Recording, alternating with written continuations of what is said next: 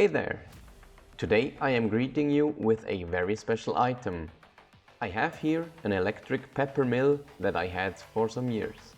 Now the motor of it died and I nearly threw it away. But I was inspecting it a little closer and I suddenly got hit in the head by the muse. A great spark of inspiration hit me. I will turn this pepper grinder into a corpse grinder, the most grimdark form of food production, a protein recycler or protein reclaimer. Even though I was busy with other projects, I just had to get that idea to the table. I scratch built the whole piece in almost exactly 2 hours and needed another 2 hours to paint it, excluding drying times. So this could easily be built in a single weekend. I tried to use as little 3D prints or kit pieces to enjoy good old scratch building. I started with the most annoying thing of the whole process, the inner workings of the meat grinder. I glued in some grinder bits that I totally forgot to paint and sealed the bottom of the tank.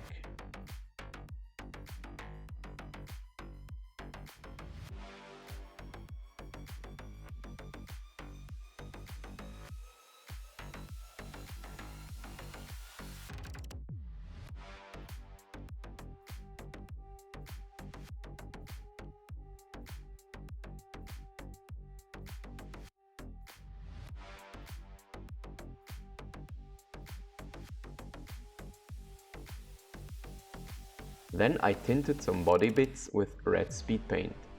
These are barely visible in the finished project, so this was quite a waste actually.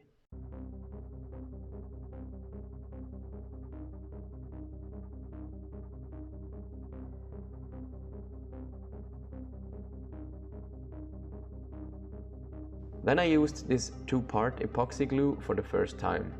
I tinted it with Blood for the Blood God technical paint and jacked it into the tank.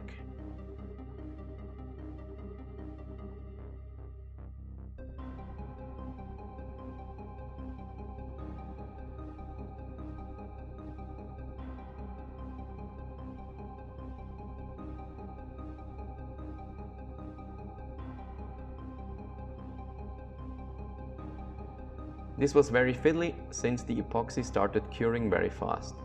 This was very stressful and yielded way too few goo pieces.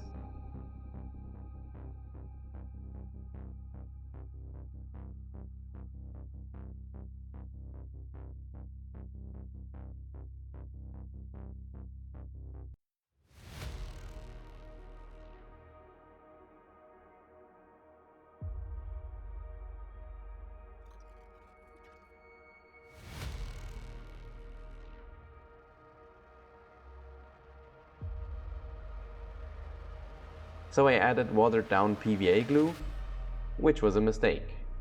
It took quite a while to dry, even after adding superglue to glue it up. The end result is okay, but with only the epoxy it might have been cooler.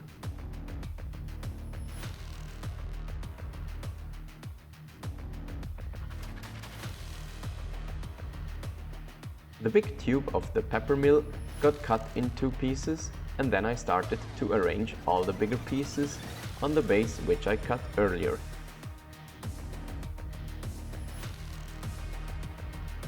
The pepper tank and the 2 tubes made most of the bulk.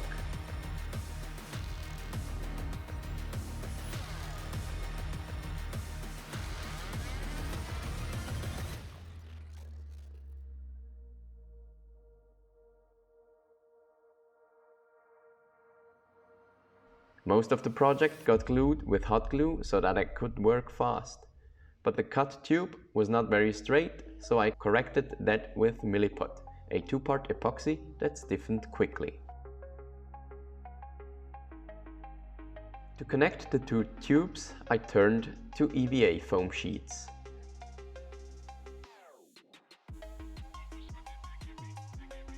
With this strip and 1/2 circle and 2 quarter circles cut out, I could connect the 2 pieces firmly.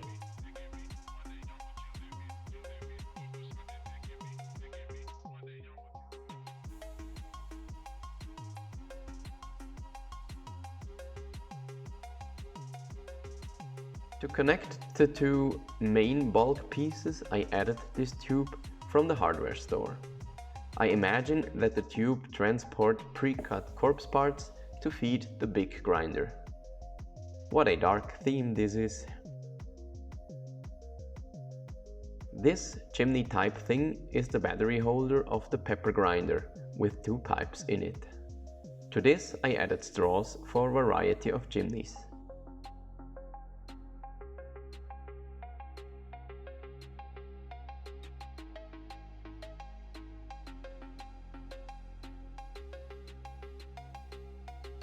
This L-shaped tube is of the same sort as the chimney, just bent 90 degrees. I didn't bother to scrape off any signs or writing on it, I just covered it with texture paste later on. To glue hollow tubes, it is a good trick to insert some paper towel first. With the cover of the pepper mill, I created an elevated platform. To bulk up the platform, I also added a lid of an orange juice bottle.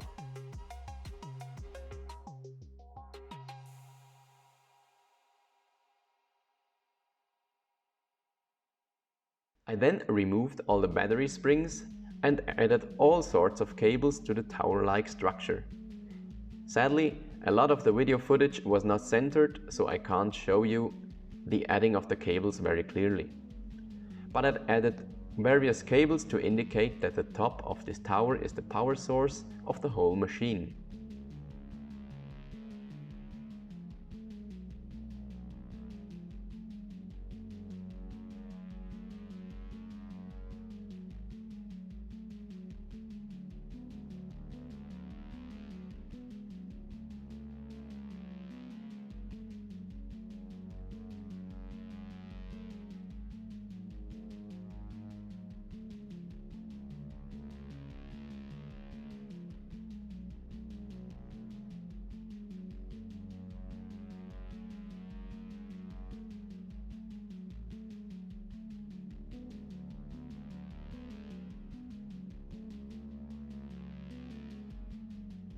I wanted to add a conveyor belt that feeds the horizontal tube.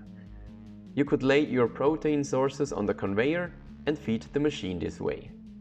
I cut the pieces of the belt from EVA foam because it is very flexible compared to card.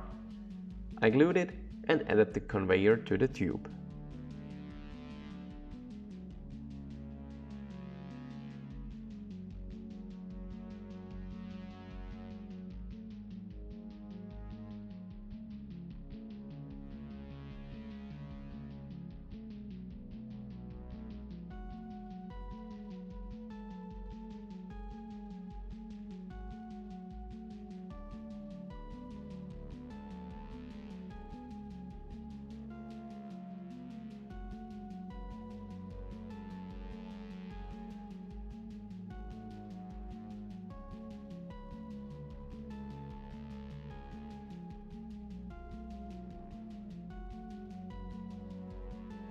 Now begins the detailing step.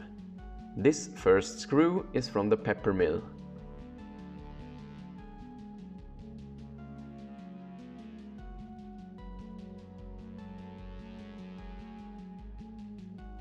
I then added two terminals from Zone Mortalis terrain pieces from Necromunda. One fell down very quickly and got relocated later.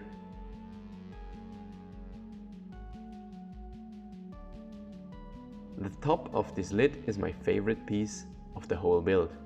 Watch how cool you can scratch build a valve.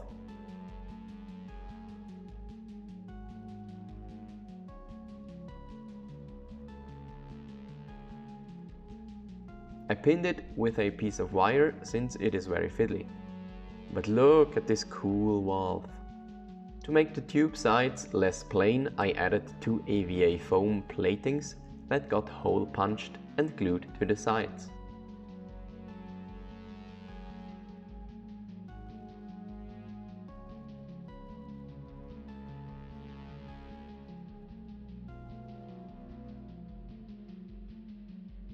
On the top of the electric tower I added another lid. This time from a dish soap dispenser. I think it kinda looks like a chimney. The elevated platform got textured with drywall tape, and I added a ring of cardboard that got hole punched.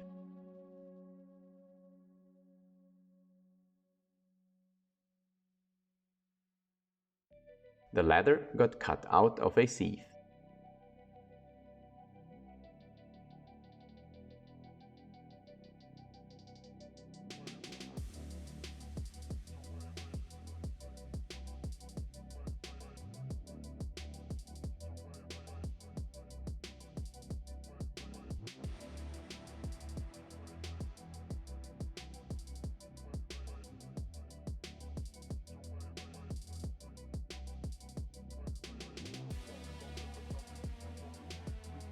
I figured since it is that flexible, I could also do the railings with this material, which I also did.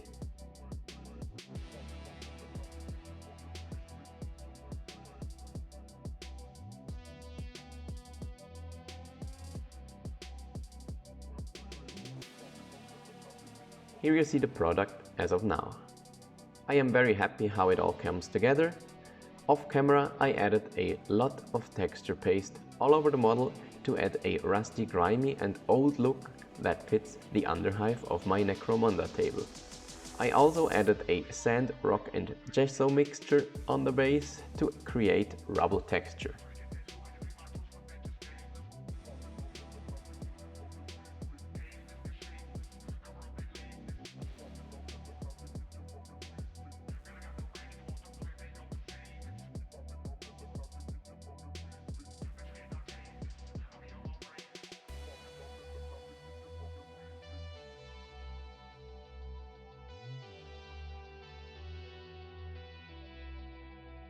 You know it by now, but the priming step is my favorite step in scratch building. Look at that unified color. By the way, I nearly forgot to mask the transparent tank. That would have been a shame. After priming, I base coated with different brown tones of rattle cans. For the painting step, I opted for fast painting techniques. I airbrushed a dark brown ink in the lower parts of the building and in the recesses.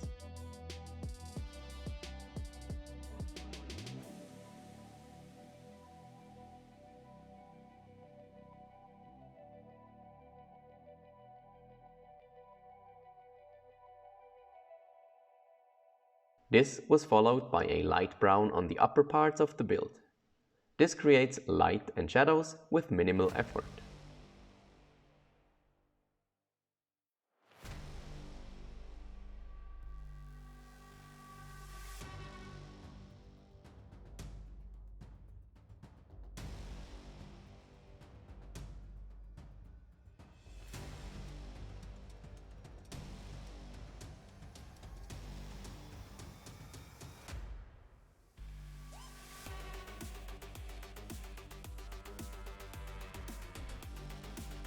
To add color, I took a piece of kitchen sponge and first sponged on some orangey brown for some more rust colors and variation in the tone.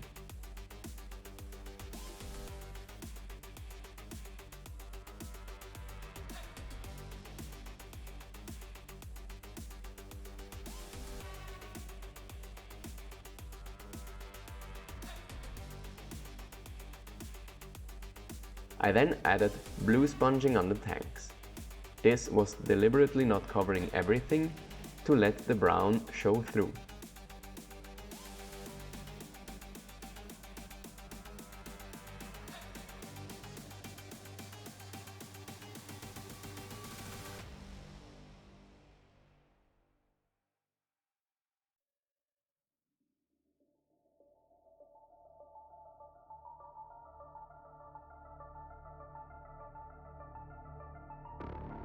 I then painted some of the details.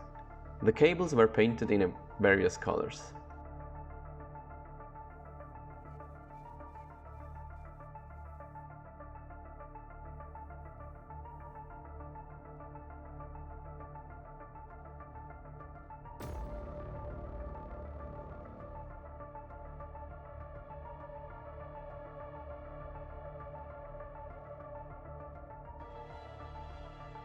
Then I also painted the valve, the screw bit and the ladder with red.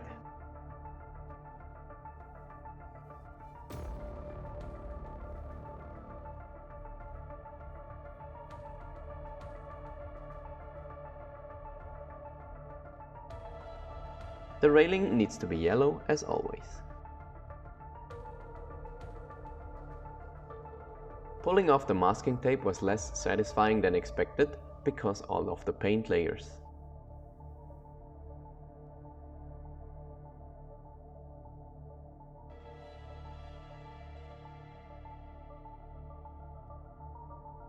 Almost the last step, I dry brushed everything. The ground more deliberately.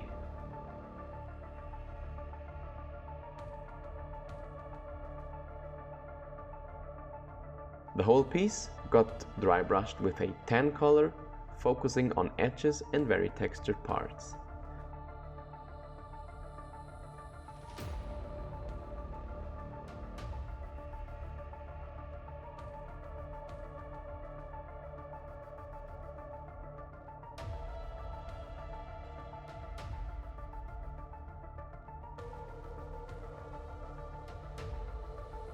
The texture paste got dry brushed with a light orange to give it that rusty look I opted for.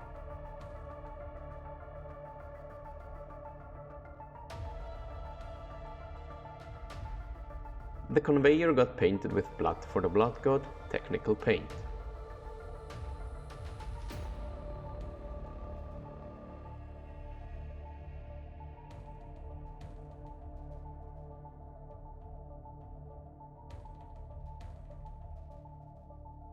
A last-minute idea was to add some cotton to the chimneys.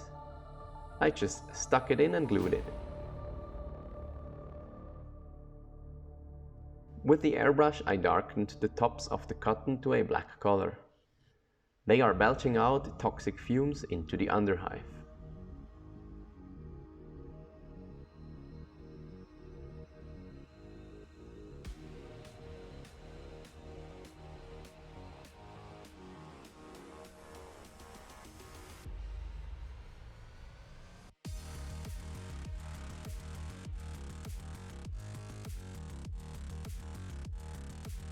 And now for the finished thing.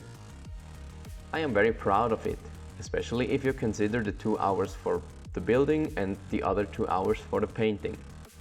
It was a very fast project.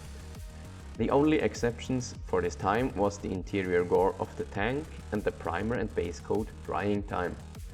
So overall, I am very excited to put this piece on the table for my next Necromunda game. I hope you enjoyed it as well.